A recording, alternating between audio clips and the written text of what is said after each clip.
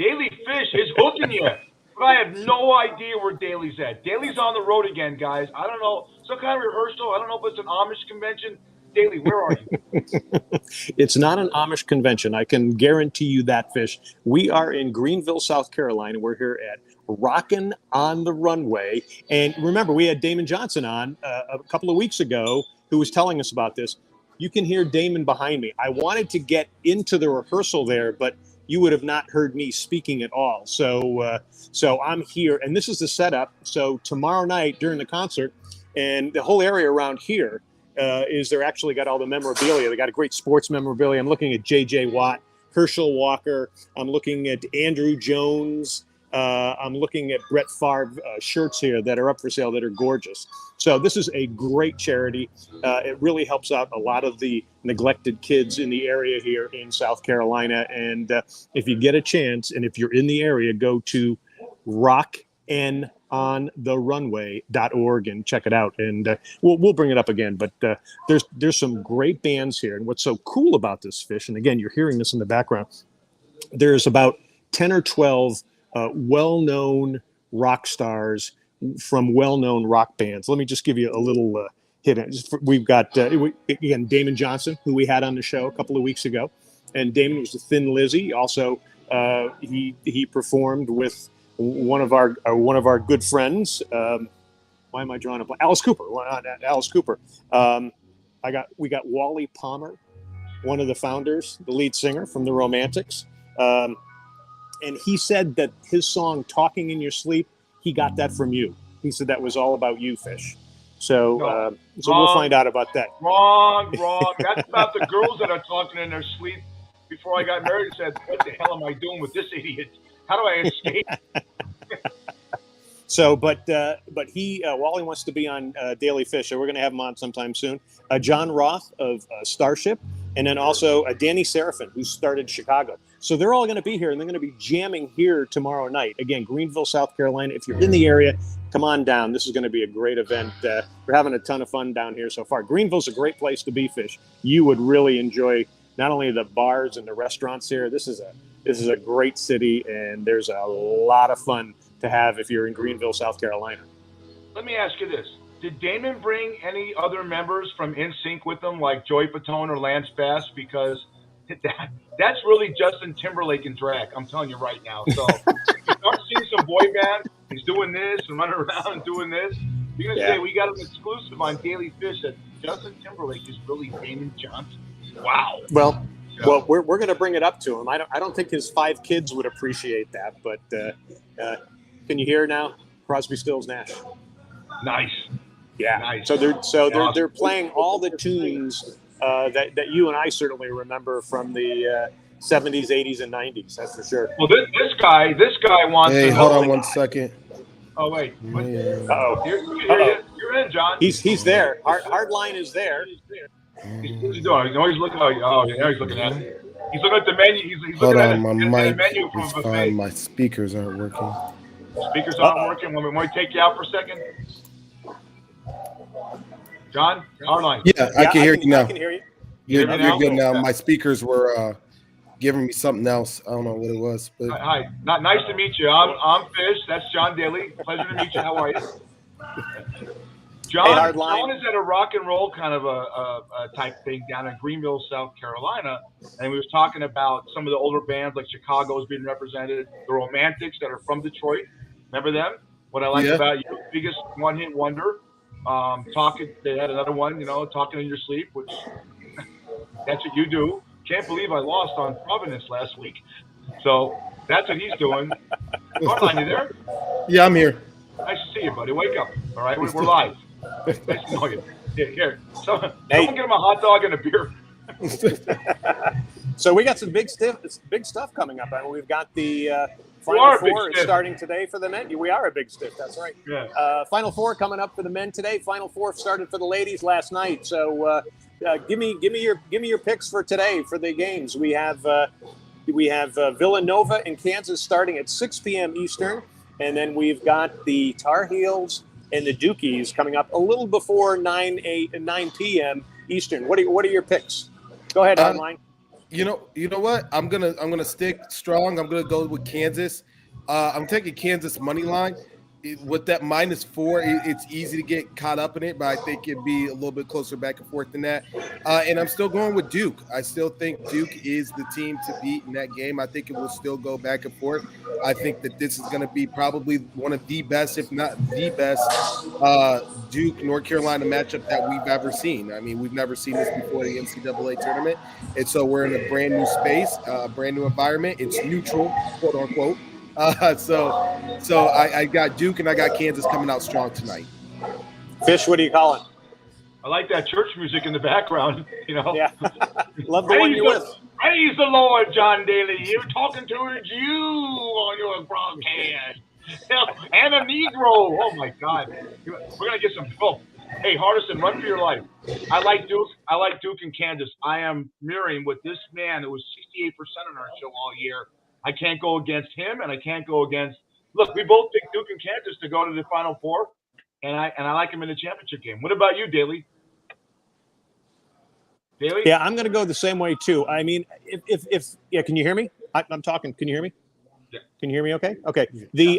I'm going the same way, too. I'm going to agree with you guys. Villanova, that injury with the Achilles, I think in the final minute of that last game, to me, kind of turned things around. I think Kansas is really strong. I wouldn't be surprised, who wins tonight. So we'll definitely talk about it on Monday, who's going to be in the finals. So let's talk about the ladies. Ladies games last night were absolutely fabulous. Who are you going with, Hardline, when you talk about the finals coming up tomorrow? So I'm glad last week we got it right. We picked South Carolina -8. We picked UConn, even though a lot of people were saying Stanford was the better team. I just think it came down to coaching. I really love South Carolina. I think South Carolina gets the win. Yeah. I don't think that UConn has an answer for Aaliyah Boston, who's the National Player of the Year. She's a fabulous player, and they got her for another year at South Carolina before she goes to the draft. So I think they're going to utilize her. I'm going South Carolina to win it all. I think Don Staley gets her second win. What do you think, Fish?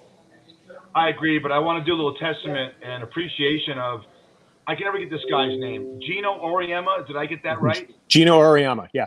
Okay. Daly, Hardison, his 12th appearance in a national championship game. That's John Wooden-esque. I mean, of course, because it's women's basketball, he doesn't get the kind of notoriety, but my God, what an accomplishment. I like what Hardline said. I think Don Staley gets it. For UConn is just they're the UCLA of the 70s. Yeah, no, I agree with you. And Auriemma, if you think about it, I mean, he is the Wooden of women's college basketball. He's never lost in the finals before, so that's why I think it's interesting. Hardline, I agree with you. I agree with you 100%. I thought UConn played a decent game. I thought those last 2 minutes, they were horrible last night. Yeah. And I thought they should have lost that game because they were doing everything wrong. And for some reason, they held on to win the game. I thought for sure Stanford was going to pull that game out, but it was a great game. All right, so we need to talk a little football going on here about what's going on. All of a sudden, Bruce Arians goes to the front office. Are you guys surprised at that? No. Go ahead, Fish. Go first, Hardline. You know what? A bit surprised. I would just say where there's smoke, there's fire. I think there's a lot of issues that have been dating back to last season. Even further, sometimes there's a sacrificial lamb, as people call it, when we talked about Antonio Brown, and a lot of people are saying it was just him that had issues, but clearly it runs deeper than that. And the fact that after they've gotten Brady back, after they've re-signed a lot of people, the fact that now he goes to the front office and so quickly Todd Bowles was able to sign that 5-year deal, I think that there was a lot going on in the background.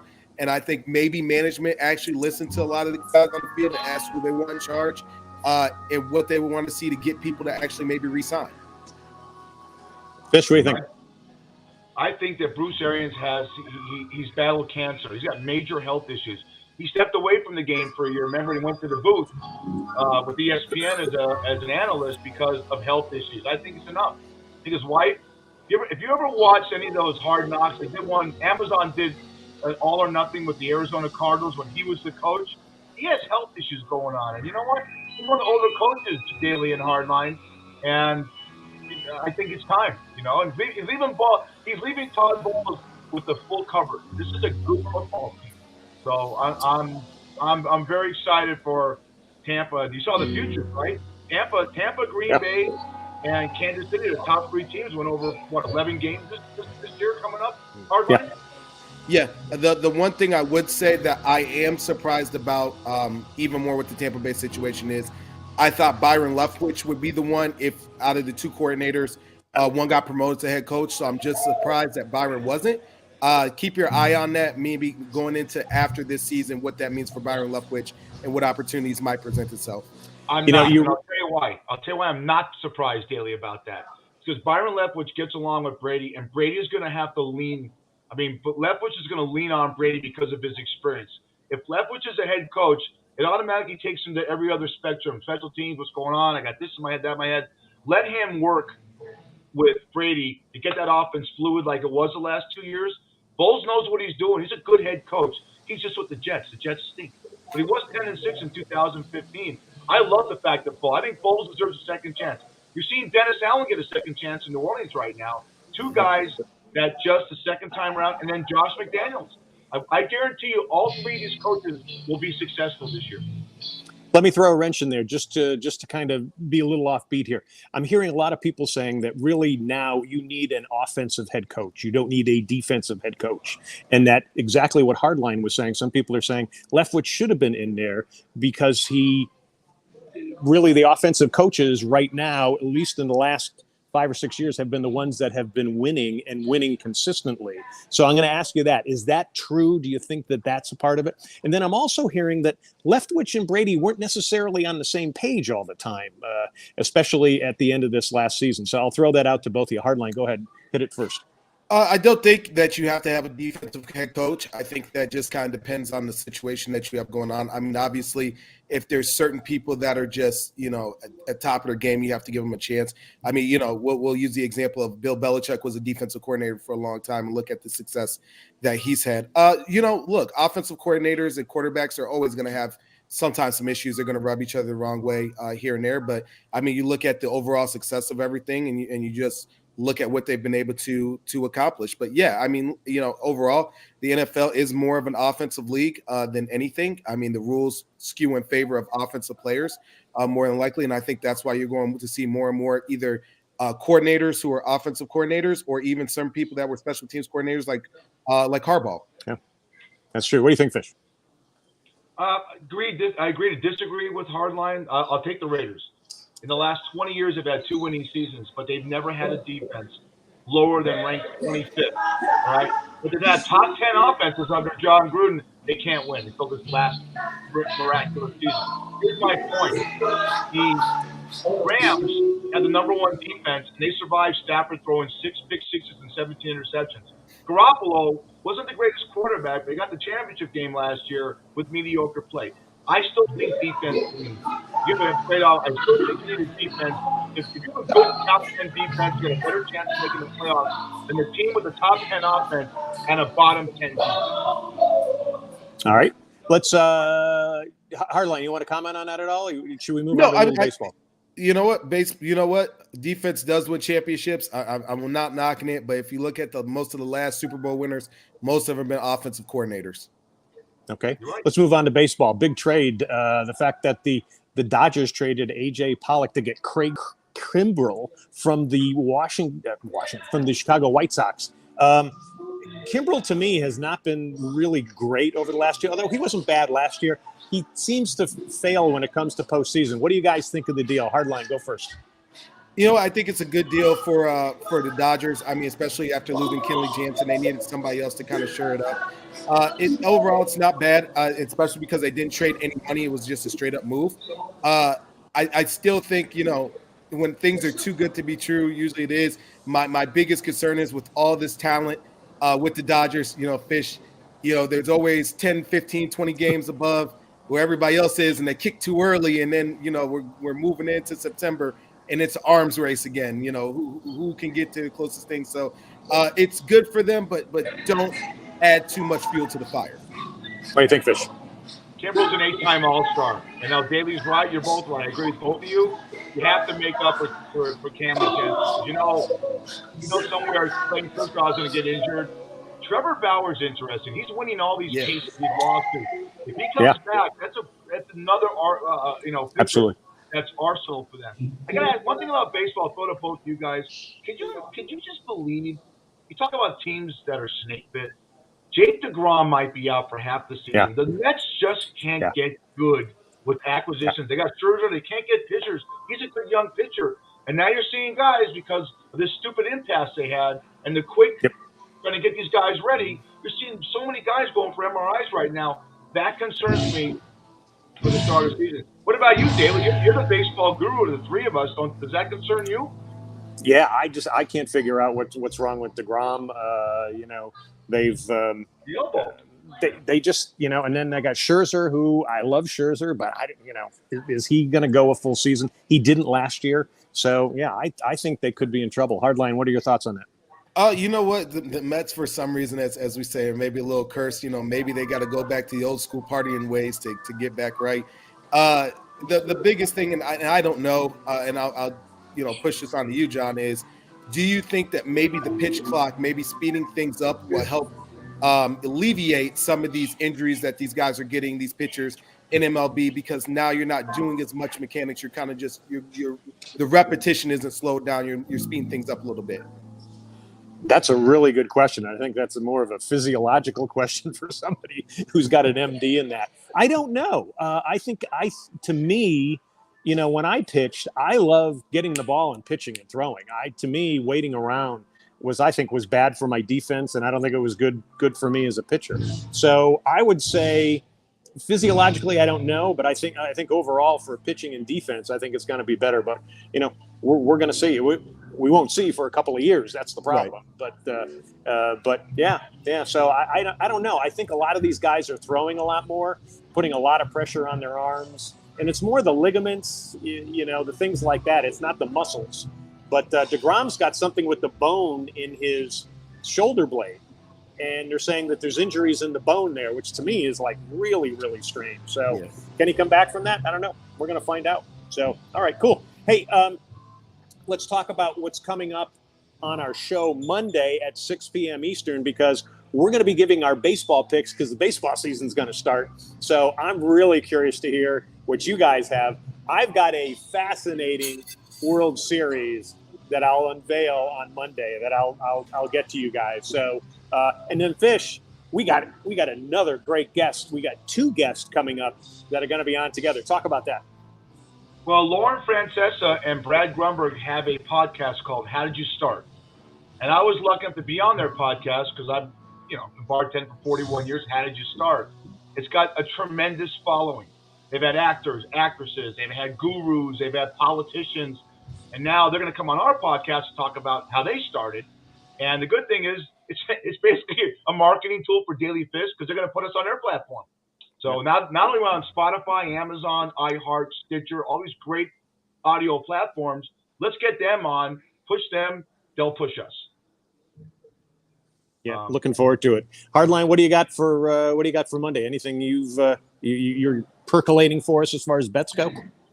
You know what? There's a couple good ones that are percolating. A lot of them, are based in your neck of the woods. Over in the AL East territory. So I got a lot for you guys. A lot of good things coming up. All right, sounds good. Fish, you got something? I want to end this with a story. I met this handsome young man, John Hardison. Not here. My icons are off. My icons are way off. I met him here. Okay. I'm going to tell a story about last night. That's Chuck's Tavern on North Durango, where I'm overnight. Hardline walks in at 2:38 last night, and what did you say? I was like, wow. I was like, this thing is like packed. Like, what's going on tonight? It was like a swing shift. And I have three girls sitting. John sits at the bar where the machines are, and there's three girls sitting at the S bar, John. Make a long story short. And they came up from the Strip. We have a nice relationship with some of the casinos that send some of their customers up to get seafood late night. And these three girls are from New Orleans, and they're dressed up. And they got the cankles going on with, the strap, the pumps on, and the fat goes over the straps. And they all go Daily Fish. I go, what? Nice. They go, yeah, man, Daily Fish. And I said, yeah. So they look at me and they go, you the dude, right? And I said, yeah. He goes, yeah, but you ain't the good-looking one. Where's the other dude? I go, he doesn't work here. I go, no. And Hardison was right there. Come on. No, I go, we mean the brother. I didn't tell him this. I didn't want to be the brother, and I didn't want to tell him he's sitting right there, right? So one girl's name is Jaja, the other one's name is Lucretia, the other one's name is Holiday. I said, your name is Holiday?